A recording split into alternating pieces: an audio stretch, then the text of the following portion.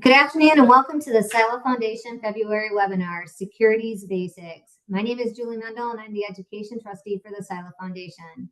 Before introducing today's speaker, I have just a few housekeeping items for everybody. This webinar is 1 hour in length and is being recorded. Within the next week, you will receive a link to the recording and a post-webinar survey that we appreciate you completing. Please mute your microphones and turn off your video so the focus stays on our speaker. We ask that you put your questions in the chat box, which we will be monitoring and posing the questions to the speaker on your behalf. We will answer as many of the questions as we can in the time we have available. Today's webinar is going to provide us with an understanding of the securities market, the roles of the various players, and the regulatory requirements involved. We're going to get an introductory look into the key players in the industry, the market structure, and how it all functions together. Our speaker today is Ann Robinson. She is the Chief Compliance Officer at Farmers Financial Solutions. Having worked in the securities industry space for many years, she brings a broker-dealer and vendor perspective and is an expert in compliance matters. Additionally, Ann is a Communications and Publication Trustee for the SILA Foundation and participates in many committees and subcommittees and task forces and working groups at SILA and within the SILA industry. Please join me in welcoming back to our stage, Ann Robinson. Thank you, Julie. Mariella, can you go to the next slide, please? So we're going to start with the top of the house. We'll start with who's in charge. We'll go into that organization structure and then go down to what a broker-dealer is and, who are those participants.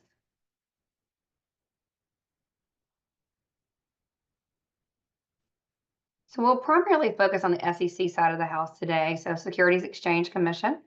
If you look under the SEC, you're going to see NASA, which is your states. So all 50 states are members of NASA. There are model regulations that come out of that area and they will push down and some of the states adopt them. Not all states will adopt all regulations, but there are NASA attendee states that will actually adopt some of those regulations that come out. We look at the other side, we have an SRO and DEA, which is a designated exam authority and self-regulatory organization. You have your not stock exchange, which is what most people think of when they think about financial services.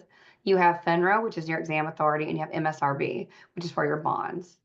On your far right there, you can actually see futures. We're actually going to not talk too much about the future side. It's a little more complex, but there are self-regulatory organizations for the future side also.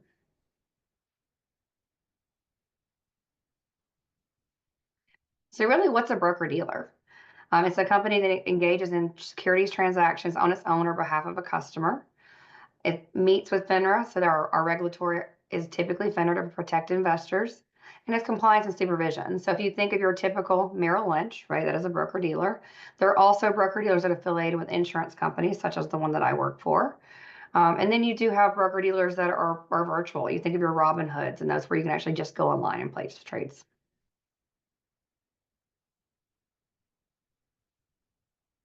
So the different types of broker-dealers are clearing firm that actually do the transactions you think of on the back end. Your introducing firm like mine. So we're actually going to place the trade. It's going to go directly to that clearing firm. They're going to execute on our behalf. You have wholesalers. So if you think of your annuity companies, they'll have wholesalers that are out in the field. They may only sell their type of proprietary products. You also have limited broker dealers. So these are broker dealers who may not be involved in equities, for example. So they're mutual fund and annuity only. They may only sell bonds. They may only do mergers and acquisitions or private placements. These are typically very specialized and much smaller broker dealers, so they may have high revenue streams. So what is a clearing firm? They clear customer transactions. So the introducing firm would actually submit that transaction typically through a portal. And then the clearing firm is actually going to handle the buy and sell of those orders in the open market. They also maintain custody of those customer transactions. They're sitting on their platform. And they have higher net capital requirements. So if anything happens, they would actually have a higher balance sheet they would have to maintain since they are executing those transactions on behalf of the customers.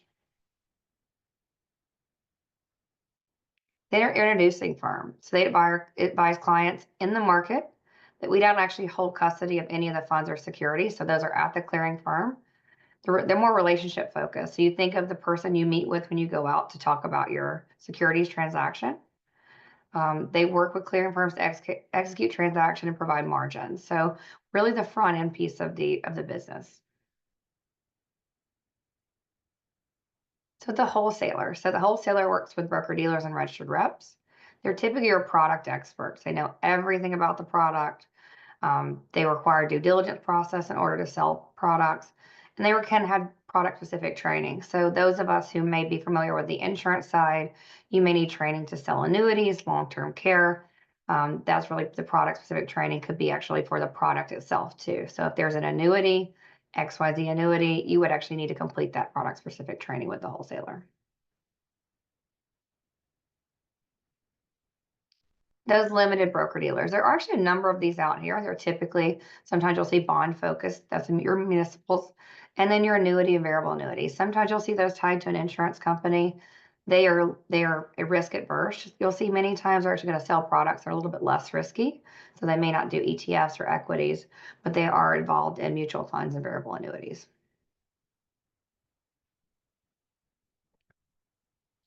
And then all the other lines, we're not going to get into it. We do just have an hour. We want to make sure there's some time for questions today.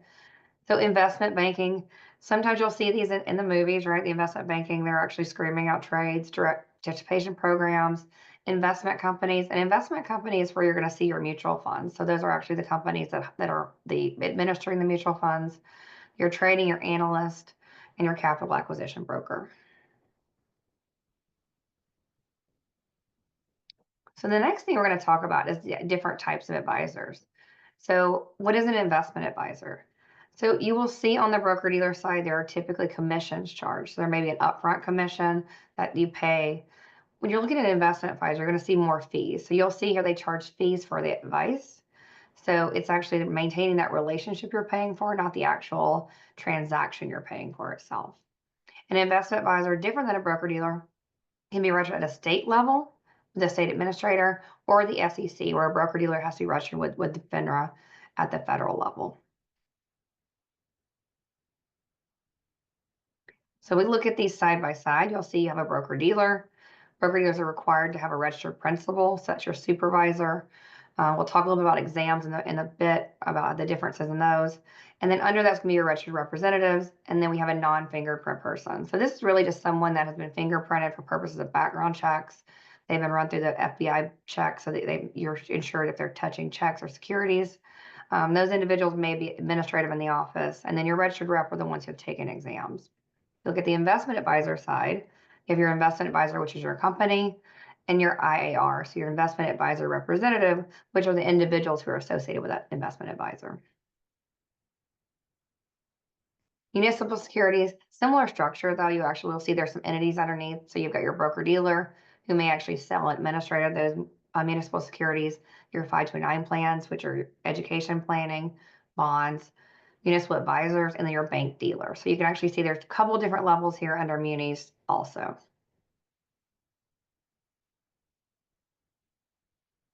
So how do you become a broker dealer? Like, what's your gateway? So there is a membership application group within FINRA.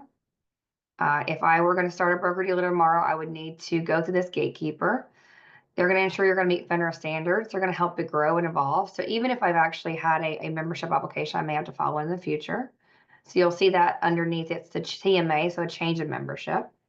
And there's actually typically a coordinator, an individual that you're going to meet with. You're going to have a conversation. You're going to talk about, what your purpose is, what your broker deal is going to be selling. You will typically draft different documents as part of that process, your policies and procedures, for example, and really get into the details that you're going to need for that new membership application, which we'll go into next.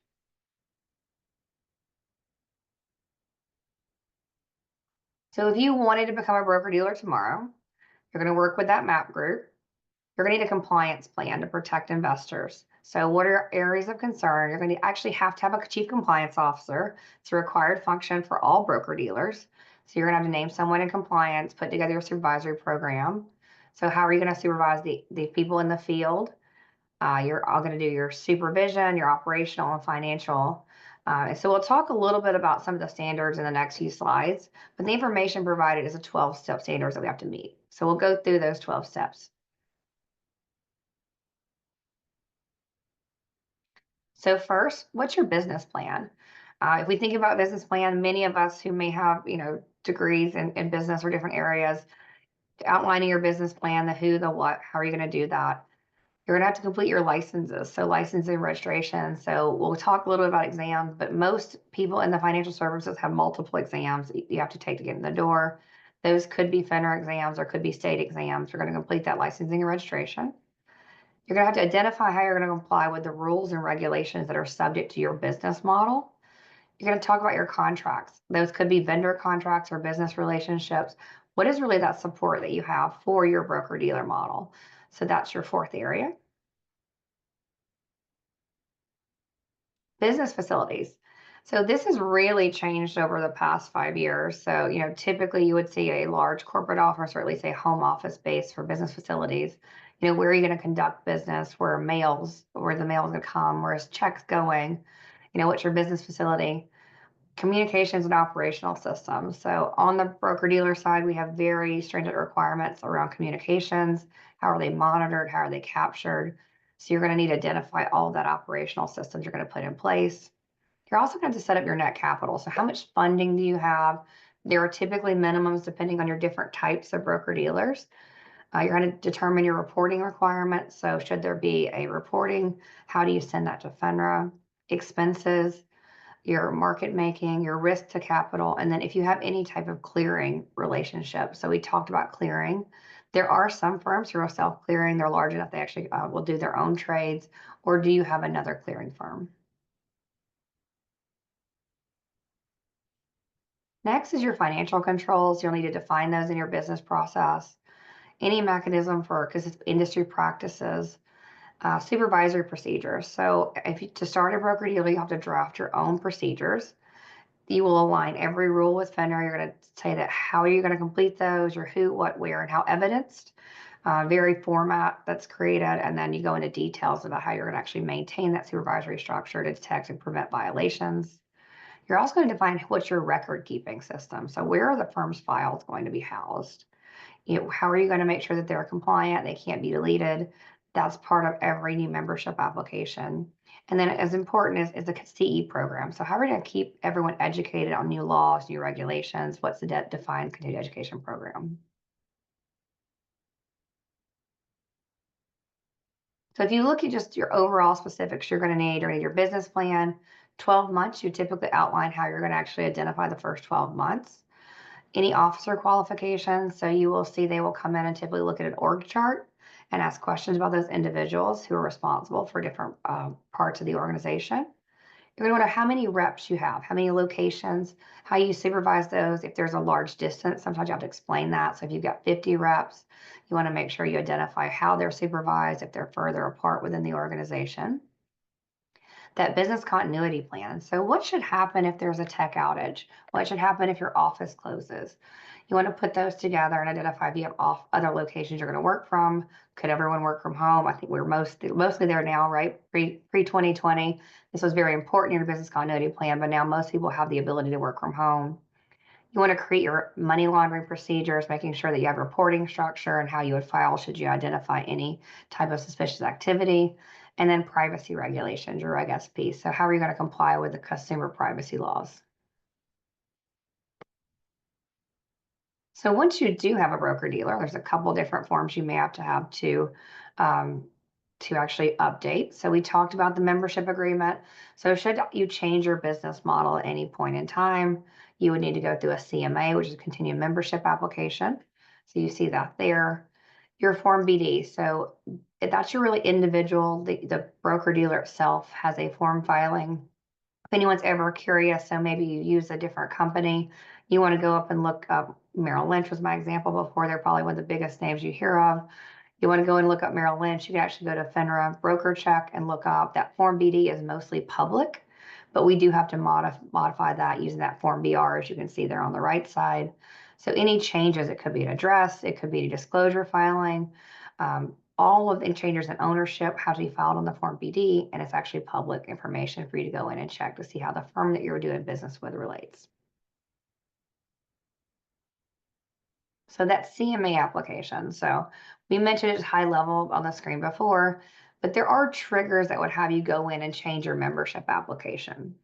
So a merger or acquisition. So if you acquire someone or you've been acquired, you would need to go in and make those identifications. Should there be a change in ownership, is 25% or more, or that different line of business. So we talked about limited firms previously. So if I'm selling an annuity and mutual fund only, and I come in and say, I want to change my membership structure, I want to add a product, it's going to be 25% or more of my revenue, I would need to go back to that membership application, and it will likely require a higher net capital.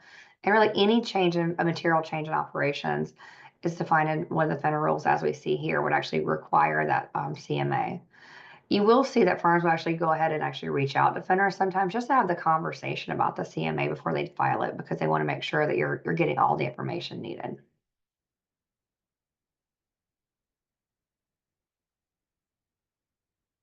So the process for the CMA, you would typically reach out. Every firm has a risk coordinator, so an individual assigned to their FINRA firm, so they could actually reach out for any change in business or questions they may have.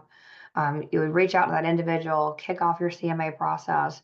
These could take a long time depending on what you're doing, how big that change is. So you're looking at 3, 6 months, sometimes more, depending on what changes you're going to do. You'll identify your reason for the expansion, why you're doing it. Maybe it's the number of reps that are changing.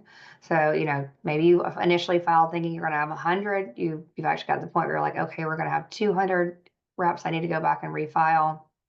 Number of locations. So how many physical locations do you have? You are approved as part of your membership application for a certain number of reps and a certain number of locations. If for some reason that number of locations expands, you would need to go back and do another filing. We talked about new products, that change of ownership, acquisition, or sale of broker dealer. And you want to do that material consultation. So that's that initial reach out and have a conversation with them as you need to. So the membership change agreement, the MAC. So if you want to remove an approved business line or change exemptive status, adding material business lines, that's what you would need to file your MAC agreement for.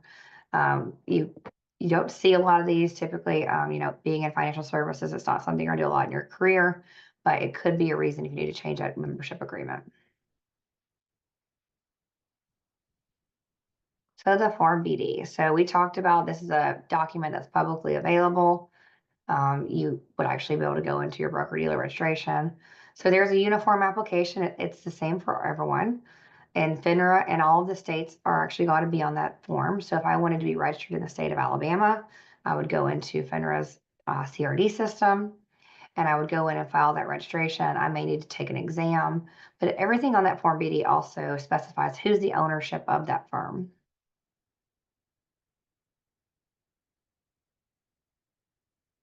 So your Schedule A is your list of your officers, directors.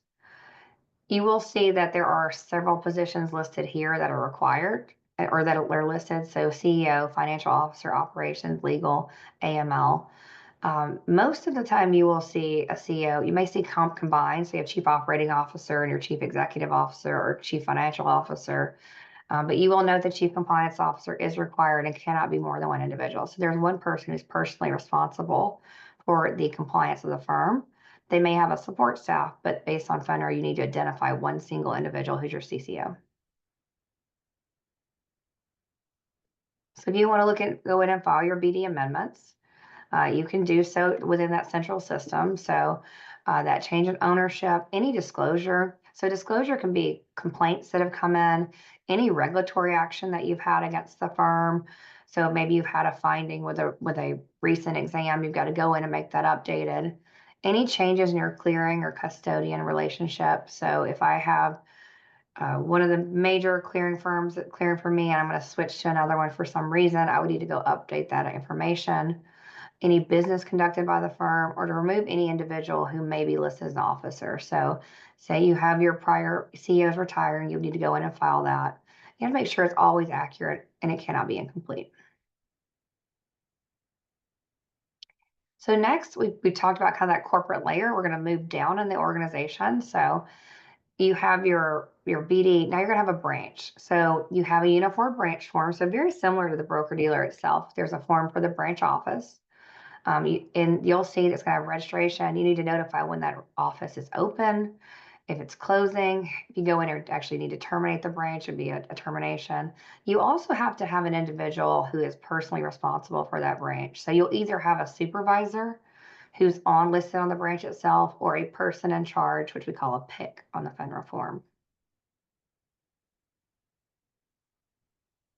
So the modifications, very similar to what we saw on the firm. So any 25% change, anything along that line.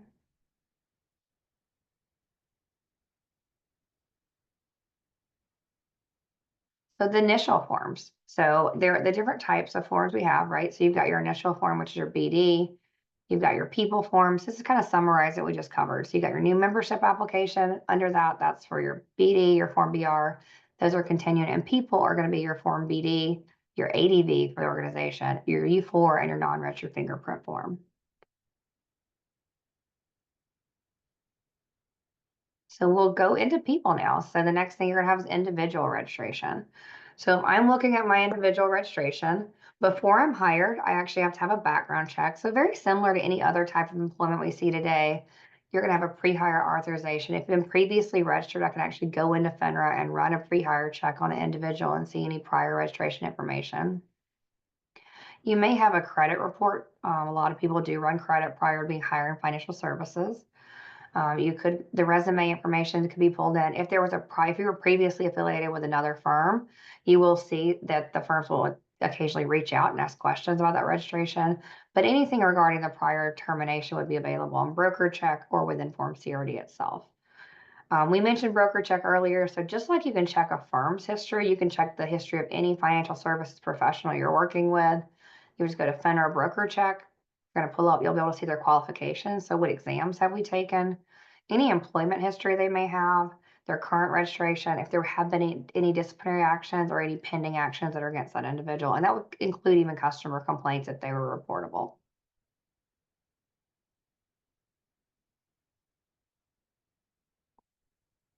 So here you'll see your jurisdictions. So AG is going to be for your broker dealer. RA is for that investment advisor we talked about.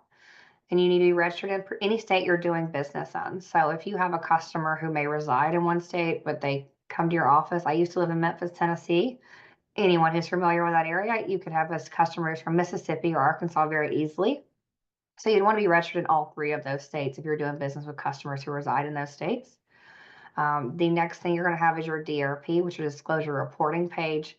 That's where we're going to show any violations that might be on someone's record. So if there's any even internal, so say my firm has an internal investigation, I would need to report it, any disqualification or fines of $2,500 or more. You also need your 5-year residential history, 10 years of employment history, any other business that you actually do outside of your firm. And we'll talk a little bit more about other business because I feel like that one's a little bit interesting, and you will see different types of things that come up. But other business, it could be anything from working for Uber. You see a lot of that, and that we call it the gig economy, to any other type of activity you may have outside of your firm. Your disclosure questions, any regulatory action, any civil, any customer complaint or arbitration, or have you ever been terminated in financial disclosure? And then at the end, you'll be required to sign all that information and submit it to FINRA. The one interesting thing that sometimes kind of trips people up when they're completing these type of documents is if you have any criminal disclosure, you have to disclose you've been charged with the activity, not just if you were convicted. So anytime you were charged for a different criminal activity, you'll see that on the Form U4, even though they may not have actually been convicted of that activity.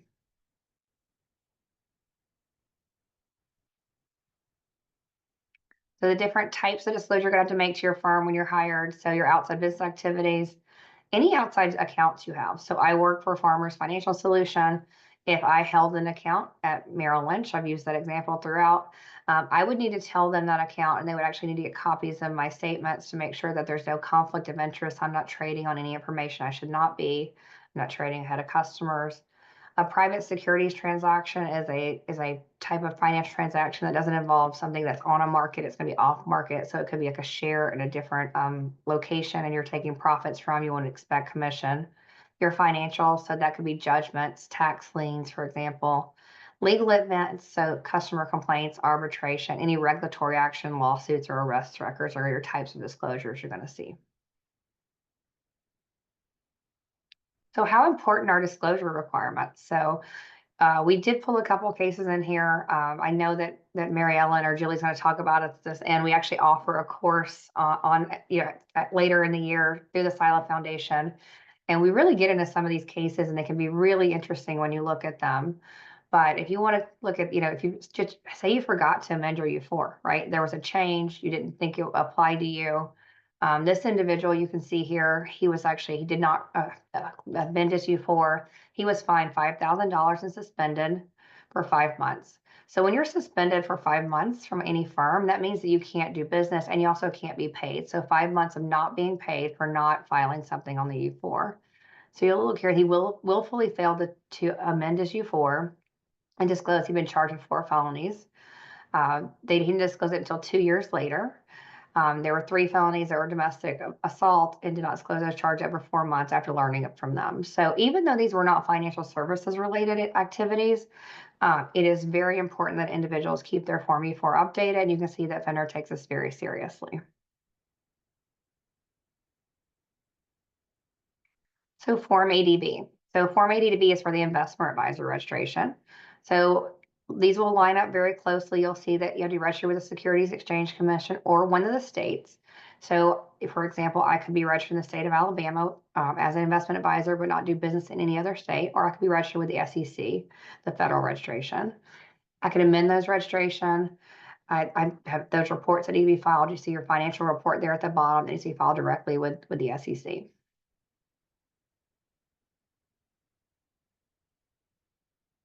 So outside business activities, so very similar to the individual that we just listed before.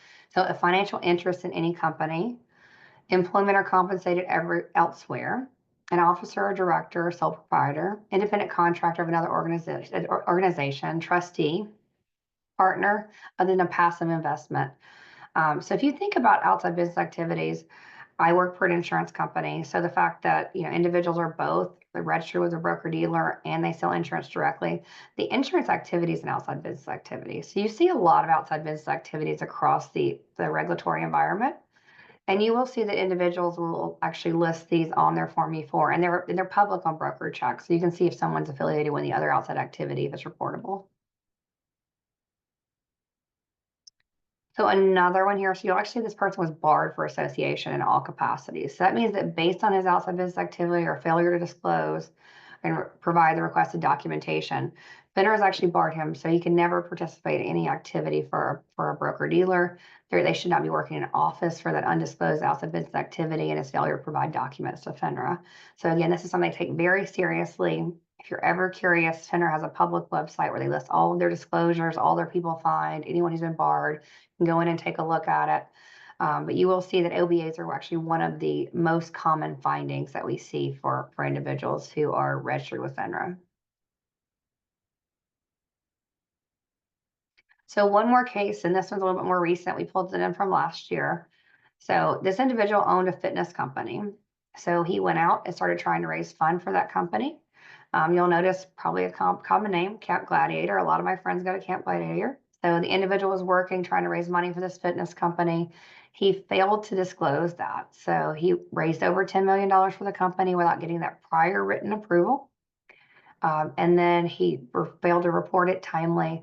So you'll see here that FINRA suspended him for 21 months in any capacity. It means he couldn't work, he couldn't be paid with a broker dealer. He was also individually fined $15,000 for this activity. So you could see here that they really, really take this seriously. They want to make sure that individuals are disclosing this so that you as a firm, we can actually see if there's any conflict of interest. As a customer, you can see where your individual you're doing business with is affiliated. So non-registered fingerprint person. So this is an individual who may work in the mailroom. There's no reason for them to take exams, but they could have access to books and records, and that includes customer information. They have to complete that background check, they have to complete fingerprint cards, and we actually go through the same process as a pre-hire, basically, you would for any individual that's going to actually handle any brokerage type information. So what does it take to be registered? So you've completed your Form E4. So you can see here, we've actually done that pre-qualification. So if I conduct any activities as supervisor, I'm involved in the management, there are certain licenses that I would need to take. As I mentioned, there are multiple. The first license is the SIE exam. So it's a qualification exam that actually opens everything up to kind of start the process. And we'll talk about it in a few slides, but depending on your organization, you may have to pass one exam or three. And we'll go through a little bit more of those as we go into the qualification exams. So once you open your exam window, I have 120 days to go sit for the exam. There are different reasons you can actually request longer amounts of time. If I do not successfully pass the exam within, I have to wait 30 days before taking it again. So say I go in today, I take an exam, I am not successful in passing it. It would be 30 more days so I could schedule my retry. If I tried it 3 times, they do require you to wait for 6 months before testing again. So it's important that when you go in to take these exams, you're ready. And if you retest and you're out of the business, there have been some changes. We'll talk about the MQP in a little bit. So here are your exams that you start with. So the SIE. So anyone who's interested in financial services, you can take the SIE without being affiliated with any broker dealer. So I could go in today, I could take the SIE without being employed. The next exams we talk about, you'll see a little bit, those actually you have to be registered with a broker dealer. But many years ago, FINRA actually split these exams in half. So the SIE is like your intro into financial services.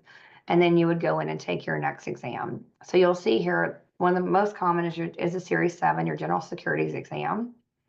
If you're one of those limited broker dealers, individuals may have that Series 6, which is your investment company, mutual funds, and variable contracts. Securities trader, investment banking, those are the specialized exams we talked about. And then on the very bottom there, you'll see your operations principal. So this could be someone who's in the back office who are completing functions that require registration, but they're not involved in securities, so they would not have to take the Series 7. So some more qualified exams. So you'll see your Series 4, which is options. So if you're a principal that's going to be reviewing options, you need your 4. The principal really is the supervisor. So anytime you see a principal exam, that's an individual who's responsible for making sure the supervisory structure is in place for the firm. So your general security sales examiner, so that's the principal exam. You see your compliance officer exam, the 14. Then your 23, 24. 24 is probably the more common that you would see in the industry, the supervisor exam. And the 26 is that supervisor for that limited type company.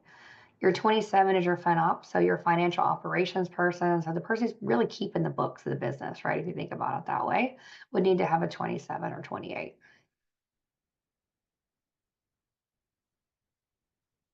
We talked about the MSRB earlier. So bonds, you think about those 529 plans. There are a number of exams that are specific to that securities type. So you'll see here your 51, 52, 53. Those are the more common exams you see in the industry.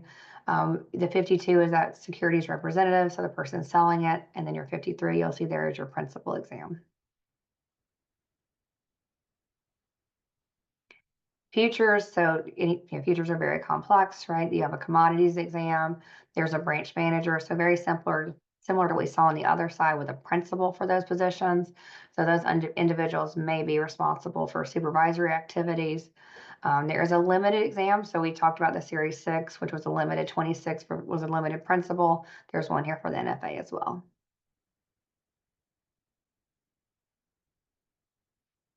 And these are your state exams. So we mentioned being registered directly with the state. So an individual could take the Series 65, which is your investment advisor. That may be the only exam you take if you're an investment advisor. So you could go in and take your Series 65, register directly with the state or with another entity and be an investment advisor. You can take a 66, which is a combined exam. It's basically the 65 and 63 together. You will see there are some exemptions around, you may not be required to take a 66 or 65 if you have a CFP, for example, but most states have exemptions listed that are available to keep you from needing to take these qualification exams.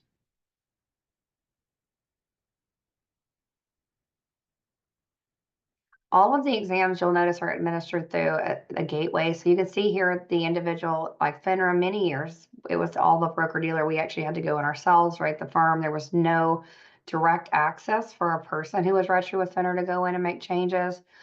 Several years ago, FINRA announced FinPro, which is really a portal for anyone who's registered to go in and access their information. They can go use their own login. We do take CE through this location, which is a FINRA CE. I can make updates to my U4. There's a lot of different programs that can be completed in FinPro that are direct to the registered person that takes the firm out of the equation. And Julie, I don't know if we have any questions you want to bring up before we get into the next half. I don't have any questions yet. Perfect. I just wanted to check we were halfway through the time, so I wanted to make sure I answered any. We've had them so far. So continuing education, it's a really big deal in financial services. Regulatory changes happen all the time. So a registered person and supervisors are required to take CE. You will see that that there's typically a very detailed needs analysis and training plan that's put together. In your needs analysis, you're going to include the size of your firm, structure, any products that you might take, for example. So, if I sell variable annuities, I want to make sure that annuities are part of my training program. Regulatory concerns. So, over the past 5 years, we've actually seen some changes in regulations and the way that we look at different product types. You want to make that's all included in your CE. And that everything is submitted there in your training program. So you put your training program together, and then you have different ways you can roll out that CE. And Julie, I did see that we had a question pop up here in the chat. So someone asked what the 7 top-off exam means. So when I took the exam 20-something years ago, the Series 7 was about 7 hours, 8 hours long. Now it's 2 exams. So there's the SIE that I mentioned you could take before you're affiliated you're not registered yet. So you can actually go in and take care of the SIE. And then when you're affiliated with a broker dealer, you would take what's known as the Series 7 top off now. So it's the 7 that was listed on that screen. It's really the portion that's actually specific to the securities industry. So any of those exams we saw, the 6, the 99, they all now have the TO behind it, the top off, because you would have already taken the SIE exam before being affiliated. So Rhonda, let us know if that didn't answer your question. But that's why you now see the TO behind it. It's a top off that goes on behind you've already taken and passed the SIE.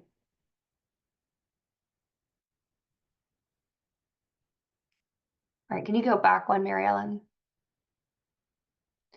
So when we talk about your training program, we talked about putting together the needs analysis.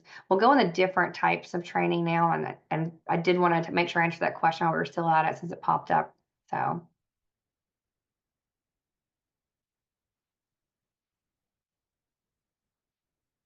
So regulatory element. Regulatory element is actually administered directly from FINRA. So it focuses on compliance, technical and ethical and sales practice violations that you see there. The content is put out annually now. At one point, it used to be every 2 or 3 years. 2 years ago, FINRA changed it to an annual program.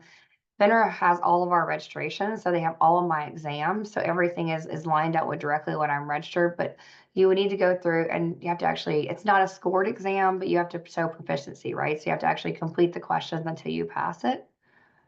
Next slide. So this is when we changed the program over. So last year was the first year that everyone had started to do this annual exam process. FINRA has specific content. So if I have 3 exams, I may have different regulatory element than someone who has 2 exams. So when you log into that FinPro that we mentioned earlier, it's going to be defined to you directly by FINRA on what requirements you have annually to meet that.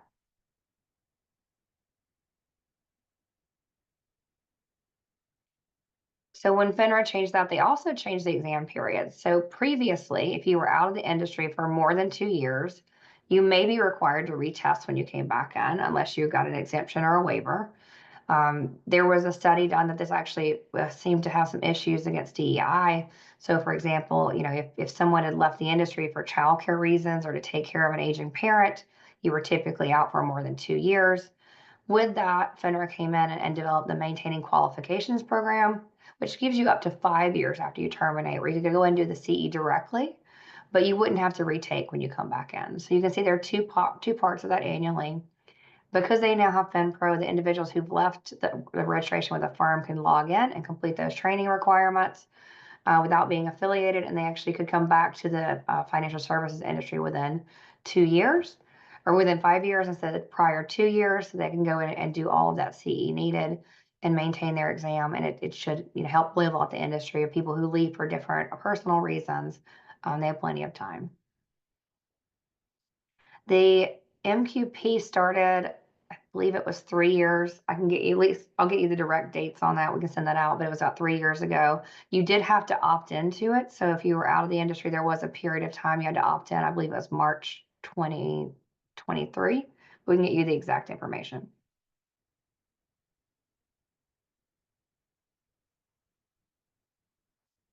So unlike the broker-dealer, investment advisors did not previously have CE requirements. So individuals who now need to complete CE, the states are opting into it. We mentioned there are state-specific requirements. So as states opt in, you will see this new requirement for individuals to complete investment advisor CE. So very much like on the broker-dealer side. But this one seems to line up a little bit more with the insurance CE. So it completed every calendar year, 12 hours. There is an ethics component to it and then a product and practice component. So any individual who's registered with a FINRA broker-dealer may actually opt in to have CE account for the Part B. There are your products and practice content. So basically, you're double dipping. You could count your broker-dealer and your IAR CE for that Part B. So we've gone through the registration process. We'll go through the exit process really quickly. And I appreciate the questions coming in. So if you exit a broker-dealer, so the BD itself will have to file the BDW, so it's withdrawal, ADV withdrawal, and new Form E5 for the individuals. So if I decide that I am exiting the financial services industry, I'm going to go in and notify my firm. They then have 30 days to go into FINRA and terminate my registration. That Form E5 actually I need to get a copy of it. I can also now see it within the FinPro app application. So you can see your termination, but my prior firm has to send me a copy of that. Typically, you would see that would have instructions on the MQP, so they actually go in and maintain your qualifications product. And then anybody who asks for with a new BD within 2 days of request. So the withdrawal process. So typically you'll see a full withdrawal only when there's been an acquisition. So firm A buys firm B. Firm B is all of the customers are moved over to the new firm. Then you're going to go in and you're actually going to do the regulatory termination process. So it's going to term all of your registrations. It's effective within 60 days. Partial withdrawal could be that you're changing business lines. So maybe you're just going to no longer do business in the state of Texas. I need to go in and withdraw that state or that location.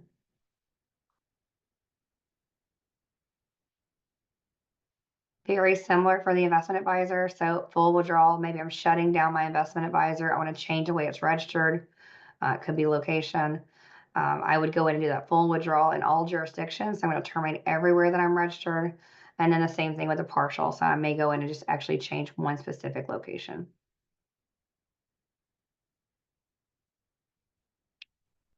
Branch office activities. So there are different definitions of what is a branch office in securities. So a branch office is a physical location. So if you're going to take orders, you're going to open new accounts, accept or execute any orders, or make any recommendations to security locations, that physical location needs to be defined as a branch office.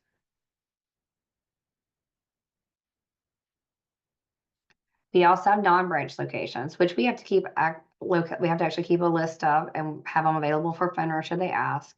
So these are basically for service. There's no sales activity. There's no securities products, recommendation. Everything is basically all clerical that are in those locations.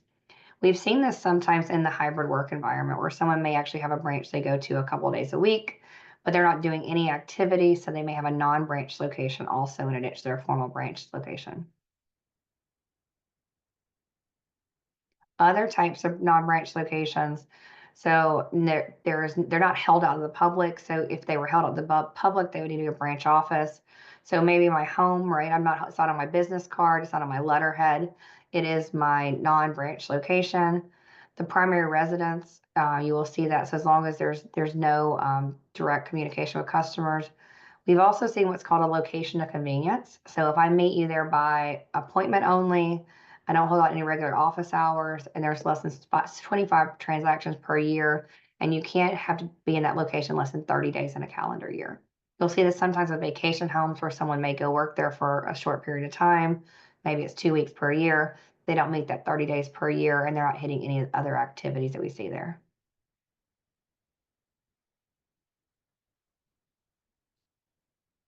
So branch registration. So if you indicate on the Form BR if it's an OSJ or non-branch, number of OSJs depend on the nature of your business. So the OSJ is an office of supervisor location, and we'll talk about that on the next slide.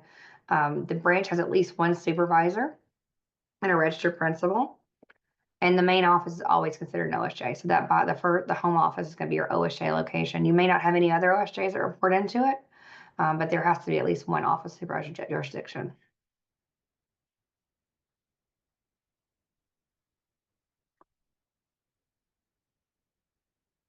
So what is an OSJ? It's going to be where the supervisor is located. It has supervisor the agents and branch in its region.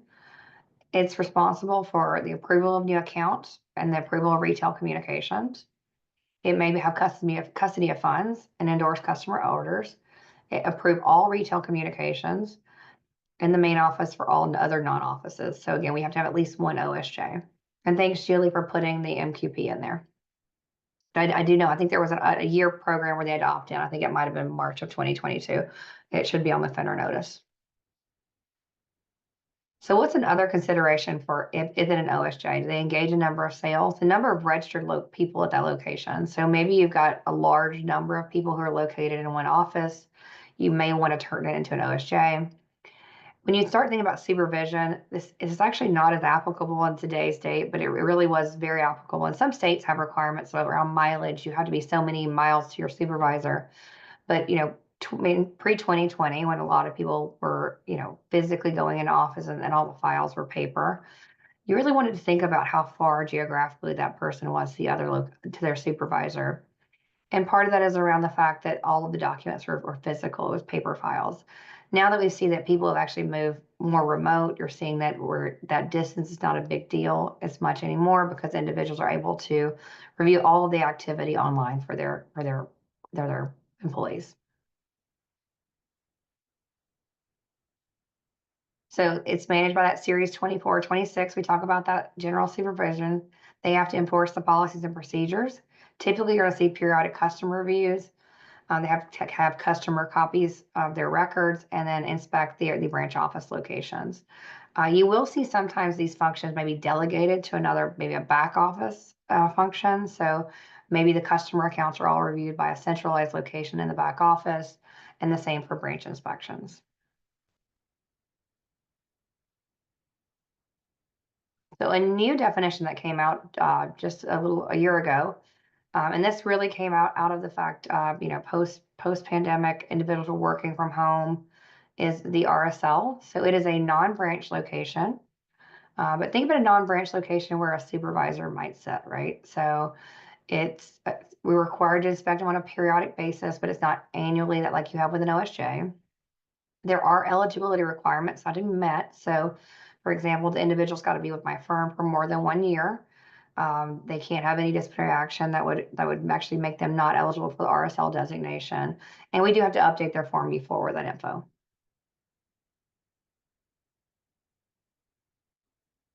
So that is a overview. I know we went through a lot of material. Wanted to make sure that we actually save some time for questions. So does anyone have any questions around the different definitions? It's like last slide, Rhonda. Can we go back to that one? The RSL? Yes, so the RSL location is a non-branch location. So we don't have to register it as a branch office, but we are required to inspect it. So because there's a supervisor there. So if we so it doesn't have to be on the annual. So an OSJ has to be inspected annually. Because the RSL is a non-branch, you don't have to do it annually. We're seeing most people do about a 3-year cycle on a non-branch location. The firm actually has to make sure that RSL meets the eligibility requirements. And Julie, this may actually be a great, topic for another security session, right? RSL is new.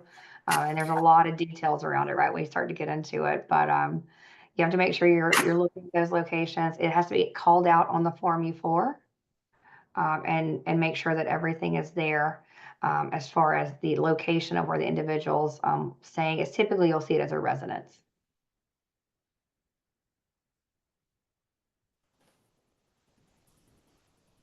So the RSL is not an OSJ. But it does have a supervisor as a principal there.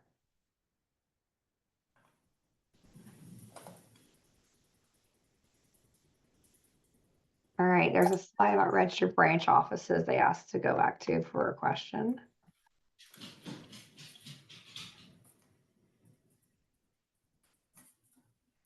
Just tell me when, Ann. Yeah, I'm looking to see if I can see it on my side.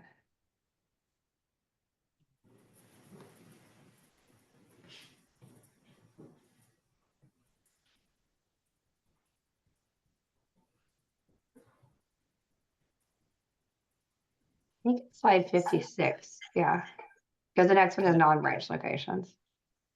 It's right after. Yeah. Is this it right here? Yeah. So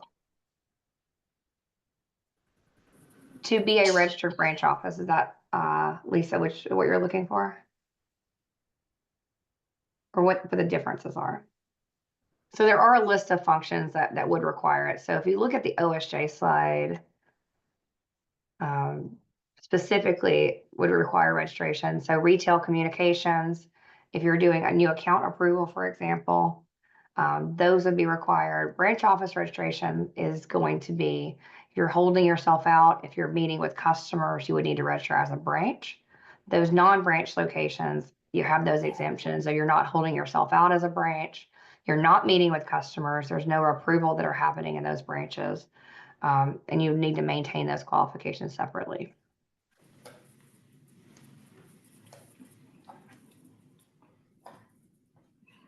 Any other questions? Lisa, did that answer your question? Was that thumbs up? Yeah.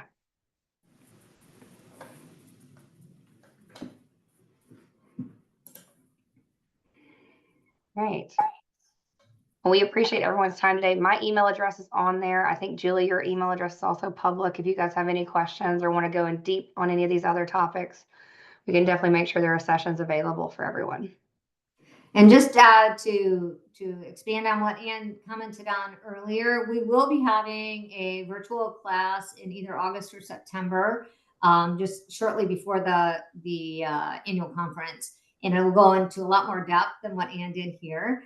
But if you want more information, that's a really good opportunity for you to get that information and also have more time for more questions. So, Ann, thank you so much for sharing your expertise in the securities industry. We really, really appreciate you. You're such a good friend to SILA and the SILA Foundation.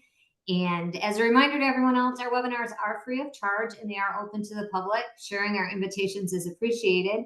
We'd like you to watch for and complete the post-webinar survey and plan on joining us next month on a webinar on pet insurance. Thank you.